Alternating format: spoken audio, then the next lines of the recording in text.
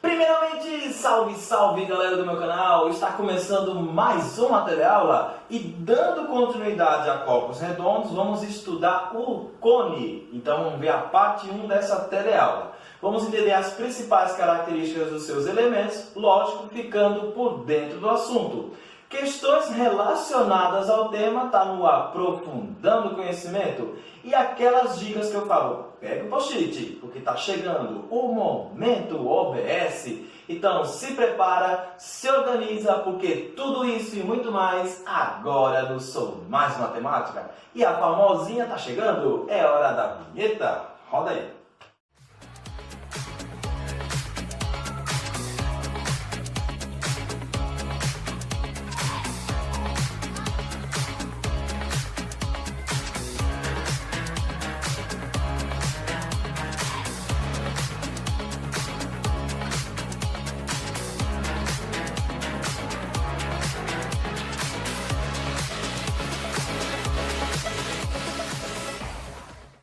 Nessa teleaula vamos conhecer as características, os principais elementos que estão presentes num cone. E também tem algumas fórmulas, algumas relações super importantes. Então pega o material porque está na hora de ficar por dentro do assunto.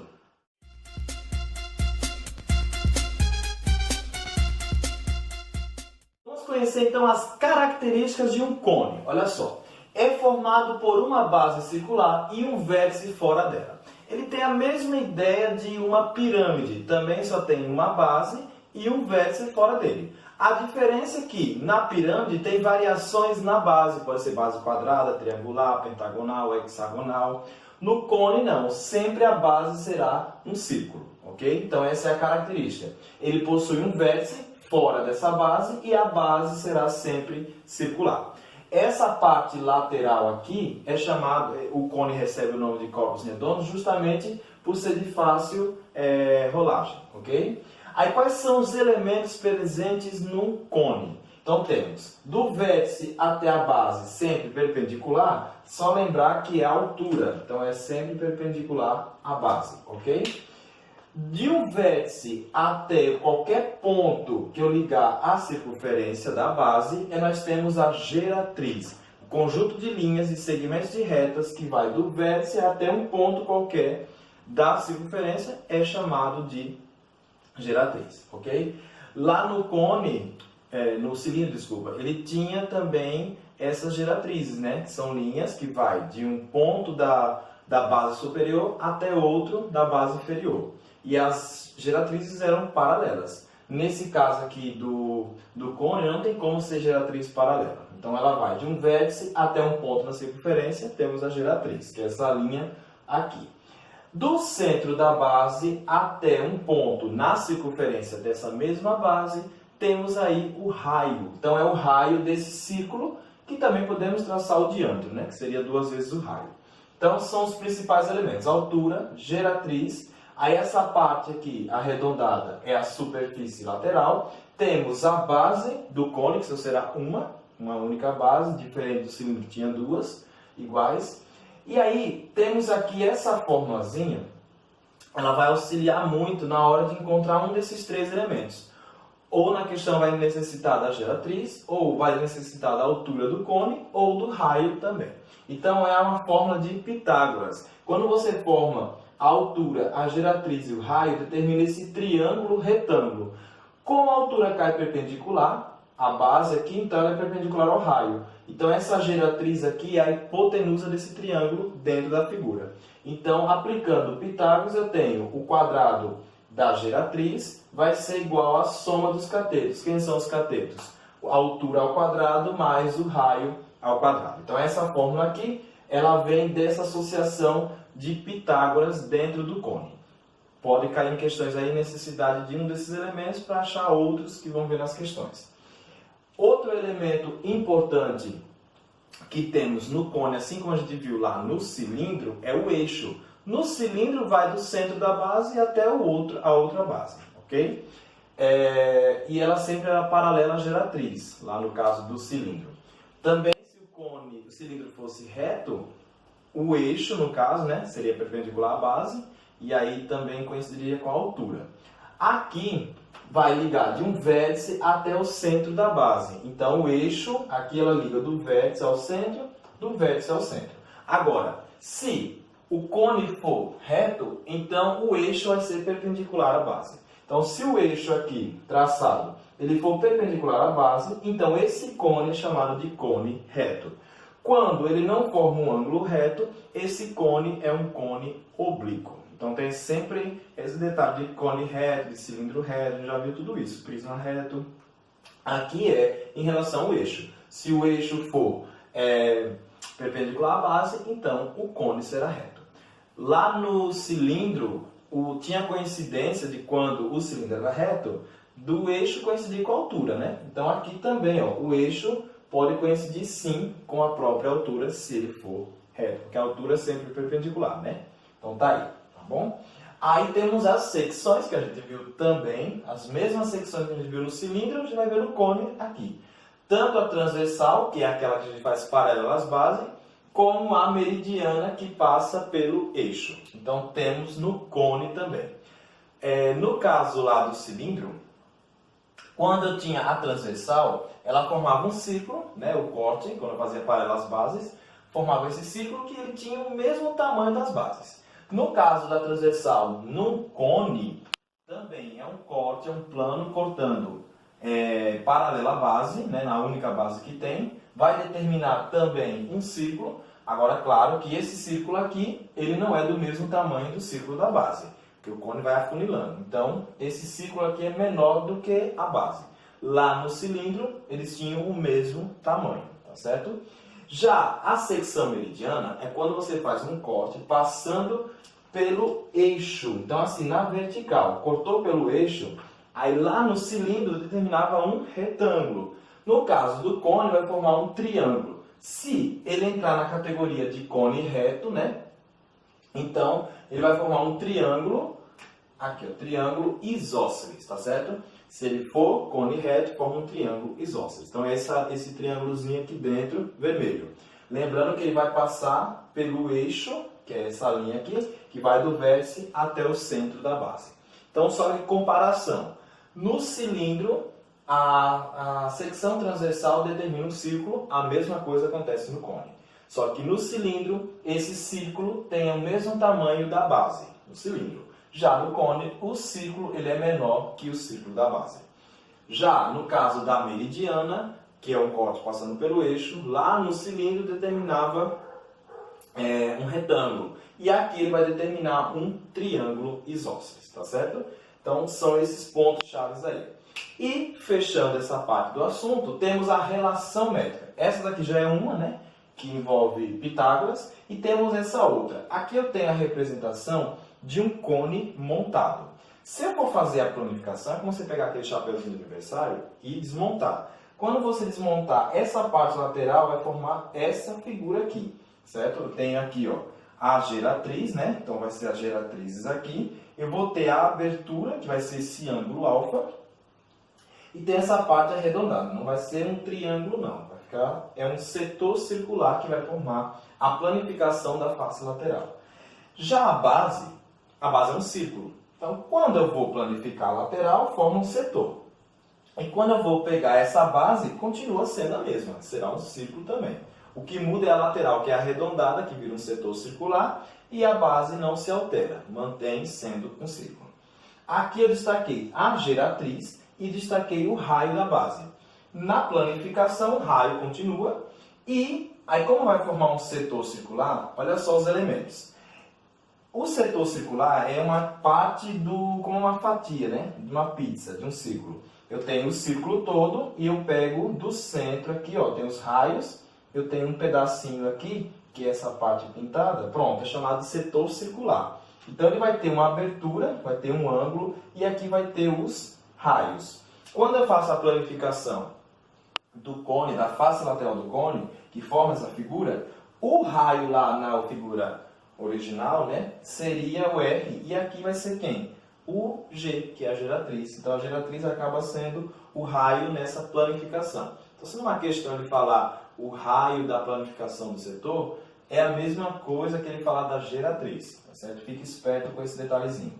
O ângulo, porque vai determinar um ângulo de abertura, então vou chamar de alfa. Agora, essa partezinha aqui, quando ela está fechada aqui nessa base, que é o círculo, é o comprimento de uma circunferência. O comprimento de uma circunferência é a formulazinha 2πr. Então, ó, comprimento da circunferência 2πr. Pode esquecer dessa fórmula. E aí, quando eu faço essa planificação, essa abertura toda fechada é o comprimento da circunferência. Então, aqui, ó, nessa curvatura aqui, também da abertura do setor, é o comprimento da circunferência, 2πr. E aqui eu tenho a formulazinha. Esse ângulo aqui é o chamado de ângulo central, está no centro de um círculo, então é chamado de ângulo central do setor circular do cone planificado. Então, esse alfa é em relação à planificação da face lateral desse cone. E aí eu tenho o seguinte, essa formulazinha é para achar justamente o ângulo central da planificação da face lateral. E aí vai ser dado por 360 graus, porque trabalha com ângulo, vezes o raio, ó, o raio aqui da base, dividido pela geratriz. Então, fique atento. Eu vou trabalhar tanto com a geratriz, que é essa linha aqui, que é esse raio do setor, vamos dizer assim, né? Quanto esse Rzinho, que é o raio da base desse cone aqui. Então, nas questões ele pode dar os dois, tem que ficar atento para diferenciar a geratriz do raio. Ok? Lembrando que ele pode falar raio também do setor circular, que é a geratriz. Fique esperto. E raio da base é o R mesmo.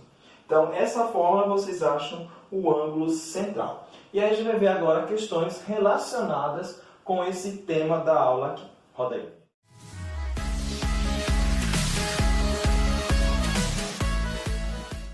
Então, esse exemplo de aplicação. Calcule o comprimento da circunferência da base, né, e a altura de um cone reto cuja geratriz mede 13 centímetros e cujo raio mede 5 centímetros. Então, ele pede duas informações. Primeiro, o comprimento da circunferência. Então, esse aqui, ó, comprimento da circunferência está associado ao 2πr.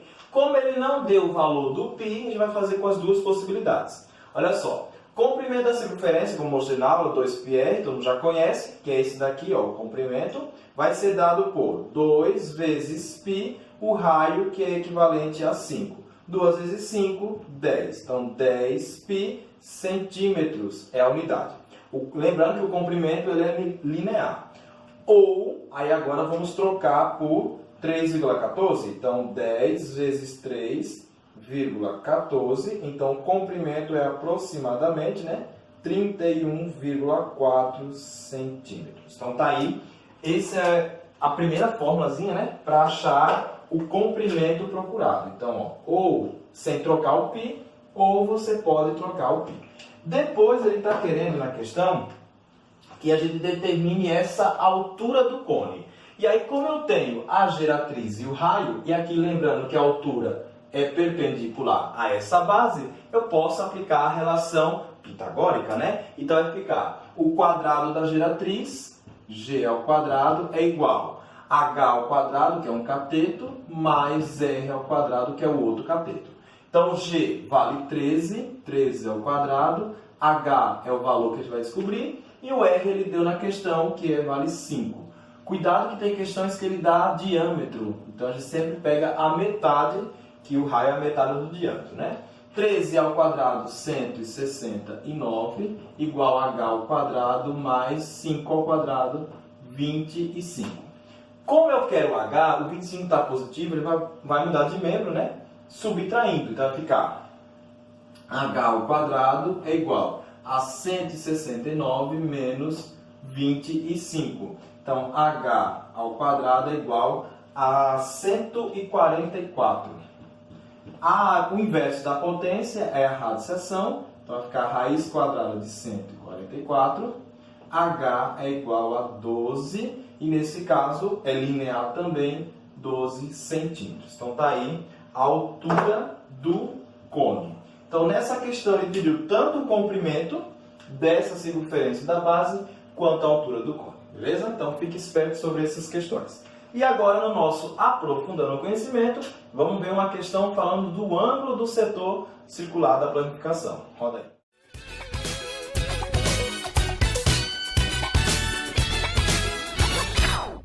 questão diz o seguinte no nosso aprofundando o conhecimento. Determine a medida do ângulo central de um setor circular obtido pela planificação da superfície lateral de um cone reto, cuja geratriz mede 29 e o raio da base mede 20 centímetros. Então, vamos tirar os dados da questão. Ele fornece aí a geratriz, que é igual a 29 centímetros. Ele fornece também o raio da base, que mede 20 centímetros.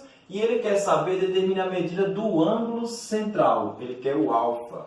Então, vamos à nossa fórmula, né? Alfa é igual a 360 graus vezes R dividido por G. Então, alfa é igual a 360 graus vezes o raio aqui 20 sobre a geratriz que vale 29. Então, alfa é igual a 360 vezes 20 dá 7.200. 7.200 dividido por 29. Alfa é aproximadamente 248,3 graus. Então, tá aí. É só ficar atento aos valores que ele fornece na questão, para você não se atrapalhar. Tira os dados primeiro, porque facilita, né? Então, faz os dados logo, para ver quais valores você tem. Você vai precisar fazer Pitágoras primeiro, né? Aqui não, aqui foi tranquilo. Tirando os dados, já dava para partir direto para a fórmula. E agora eu separei uma dica importante, você sabe. Quando eu falo de separar dica, de pegar post-it, é ela que está vindo, né? É o momento OBS. E hoje vamos falar do cone equilátero. A gente lembra que teve uma aula também, a gente falou do cilindro equilátero. Agora vai aparecer o cone equilátero. Então, vem aí OBS.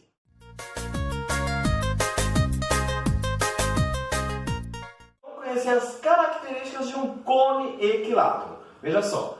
Quando a secção meridiana de um cone for um triângulo equilátero, então passa a se chamar cone equilátero. Então, a secção meridiana é aquela que faz um corte passando pelo eixo do cone. Então, a gente já viu que se o cone for reto, a secção meridiana vai formar um triângulo isósceles, certo? O triângulo isósceles ele tem dois lados iguais. Já, se quando eu fizer essa secção formar um triângulo equilátero, ou seja, todos os lados forem iguais, então eu vou ter a geratriz igual ao diâmetro da base. Aí, se acontecer de formar um triângulo equilátero, então o cone será equilátero. E aí a característica que vocês vão destacar aí é justamente essa. A geratriz é igual ao diâmetro, porque é um triângulo equilátero. Todos os lados são iguais. Só que o diâmetro é 2 vezes quem? O raio. Então, sintetizando, falou de cone equilátero, a geratriz é 2 vezes a medida do raio. Só vai acontecer isso, só posso classificar essa formulazinha se tratar de um cone equilátero. Fora isso, é um triângulo isósceles, então não posso usar essa relação da geratriz igual ao dobro do raio. Tá bom? Fique esperto e atento a esses detalhes. Mais conteúdos é só entrar lá no meu canal no YouTube, digitar Gilmar Primo, e aí você vai ter todo acesso, tirar suas dúvidas, rever conteúdos anteriores, ficar por dentro da matemática, como eu sempre falo. Para fechar com chave de ouro, tá chegando a música na nossa vinheta The Time Black Eyed Peas, vai agitar aqui a nossa aula. Só sucesso internacional mesmo, para embalar mesmo aqui. Então um abraço carinhoso, fique com Deus e até a próxima aula.